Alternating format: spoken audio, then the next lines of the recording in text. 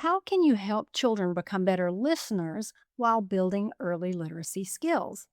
Well, today I'm going to model a guided read aloud using the book Boom Boom by Sarvinder Naberhaus.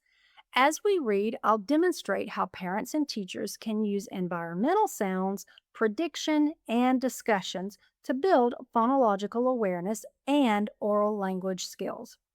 I'm Dr. Sheila Tate, a reading professor, and I want to give you some practical strategies for making learning to read enjoyable for your student or child. So, before we begin reading, let's take a look at the book. This is the title Boom Boom. The author is Sarvinder Naberhaus. The illustrator is Margaret Chodos Irvine. As you practice print awareness skills, you can ask your student or child, what does the author do? What does the illustrator do? And where do we begin reading? So today we're going to listen carefully to sounds in the story. And we're going to connect those sounds to what is happening in the illustrations. Listening to sounds and talking about them helps children develop phonological awareness and oral language. So here we are on the first page. Boom, boom. Hmm, that sound makes me think of thunder. And I'm looking at the illustrations. I see the children looking. And as I turn the page, I can see dark clouds in the sky. I think a storm might be coming. I'm using both the words and the pictures to help me understand what's happening in the story. But notice, I'm not using the pictures to read the story or to try to figure out the words. I'm using them to understand what's happening. So I might ask, what do you think makes the sound boom, boom? Let's think about that for a moment. Yes, thunder makes a boom boom sound. And on the next page, I see the words flash, flash, and I know that thunderstorms often have lightning.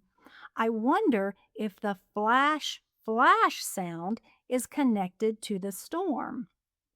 Now, I might also pause and ask why the illustrator may have put this student on this page and the other students are there. So, giving your child or student time to look at the pictures and try to figure out what's going on in the story helps them make mental pictures so that they can understand the story. Then I might ask, what do you think might happen next if the storm keeps coming? Then I would wait for my child to answer, and then I would say, let's see if our prediction is correct. As we continue reading, we're going to hear sounds like drip, drip, and we're going to hear splash, splash. Let's say those sounds together. Drip, drip, splash, splash. Can you think of times when you've heard those sounds? Then I'm going to say, I noticed that the author uses sound words to help me imagine what's happening in the story. These sound words help bring the story to life.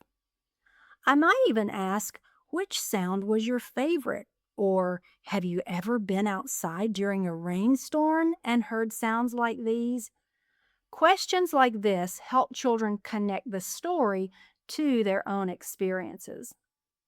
Well, today we practice listening carefully to environmental sounds, making predictions, and talking about what we noticed in the illustrations.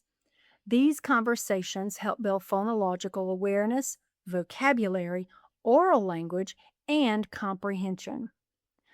When you're reading with children, remember you don't have to ask a question on every page.